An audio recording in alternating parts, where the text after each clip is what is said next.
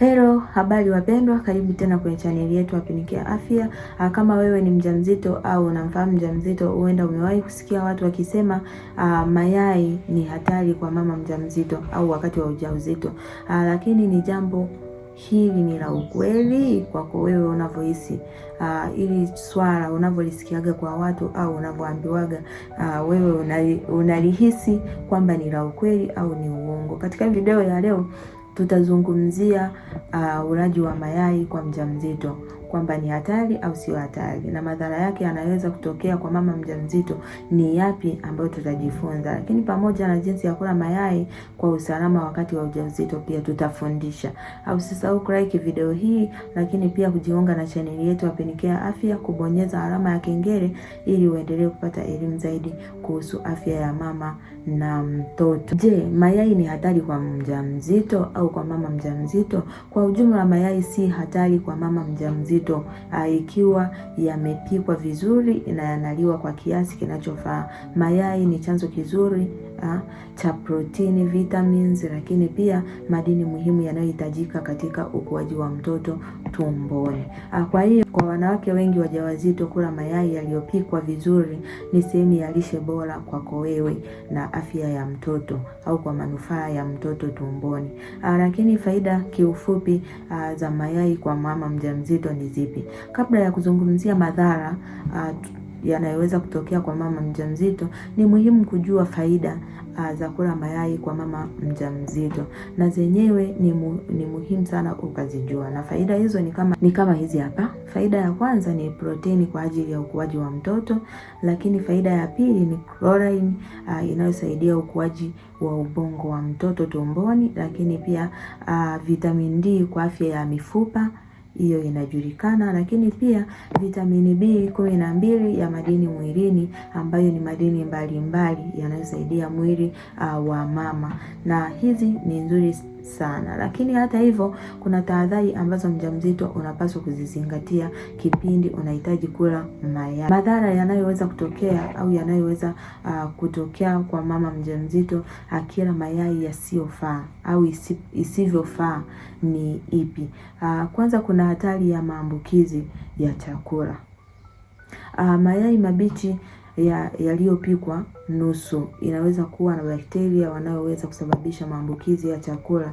Maambukizi haya yanaweza kuwa kama kuharisha, kutapika, lakini pia homa, maumivu ya tumbo na vitu kama hivyo. Na ndio maana ni muhimu kuhakikisha hayo mayai yameiva vizuri, yamepikwa vizuri na sehemu yenye usafi la salama. Lakini kitu kingine, madhara yake ni mzio wa mayai. Kwamba baadhi ya watu wanaweza kuwa na mzio wa mayai ikiwa ni mjamzito ana mzio huo. Kula mayai yanaweza kusababisha kuwashwa mwili, lakini pia upele, kuvimba sehemu za mwili, lakini pia kitu kingine ni matatizo ya kupumua katika hali kali. Nahisi tumeelewana. Lakini madhara mengine ni kuongeza tatizo la kiungulia kwa baadhi ya wamama wajawazito. Wakati wa ujauzito, baadhi ya wanawake wanapata sana kiungulia, na kwa baadhi ya vyakula fulani ikiwemo mayai, kukaanga kwa mafuta mengi inaweza kuongeza hali hiyo, lakini pia inaweza kuongezea pia kichefuchefu na kutapika kama nilivyofundisha. Lakini kuna kuongeza kwa kalori kupita kiasi.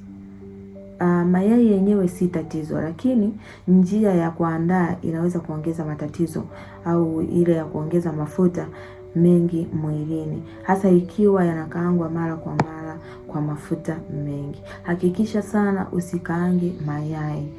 Jitahidi sana kuyachemsha na yachemke vizuri, pia yaive vizuri kwenye hali ya usafi na yaweze kuliwa ikiwa ni vizuri.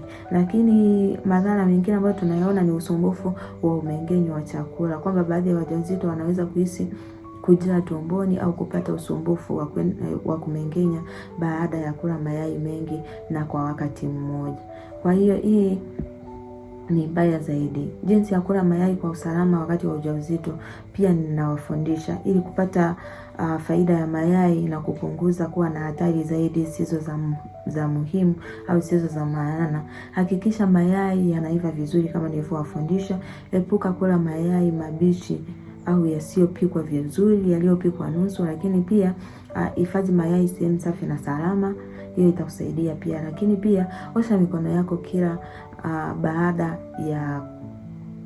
ya kushika mayai mabichi, na kula mayai wakati kula mayai kama sehemu ya lishe yenye uwiano pamoja na vyakula vingine vyenye virutubisho. Usile mayai mengi kwa wakati mmoja. Kula mayai kulingana na utakavyokuwa umejiwekea. Kula mayai kidogo kidogo. Lakini pia wakati wa kumuona daktari ni upi ambako utakuwa umezidiwa. Ikiwa baada ya kula mayai unapata shida zifuatazo, hakikisha unatupigia simu namba tumeweka hapo, au kama utakuwa na daktari wa karibu hakikisha unaonana naye. Kama upele utakuwa ni mkali sana, au utavimba uso au mikononi au kooni, au utapumua kwa shida, au utaharisha au kutapika sana, hii itabidi sana umuone daktari kwa haraka. Ni muhimu kutafuta huduma ya afya haraka endapo utapata hizo changamoto. Lakini pia kwa ujumla kwamba ulaji wa mayai kwa mama mjamzito si hatari ikiwa mayai yameiva vizuri, mayai yamepikwa vizuri, ni safi na salama, lakini pia hayajapikwa nusu na ni nzuri sana. Yasiwe yameharibika, si ndio? Na kama mama ana mzio wa mayai, hii pia itakufanya uweze kujua kwamba uko kwenye hali gani. Na mayai yanaweza kuwa sehemu muhimu ya lishe ya mjamzito kwa sababu yana virutubisho vinavyosaidia afya ya mimba au afya ya mama na ukuaji wa mtoto tumboni. Hiyo ni nzuri. Asante sana kwa kutazama video hii. Kama umeweza kujifunza jambo jipya, usisahau kulike, kushare, lakini pia na comment kitu chochote ambacho unatamani tuendelee kuwafundisha na muendelee kupata au kuwa sehemu ya maisha yetu. Tukutane kwenye video inayofuata. Asante kwa kutazama.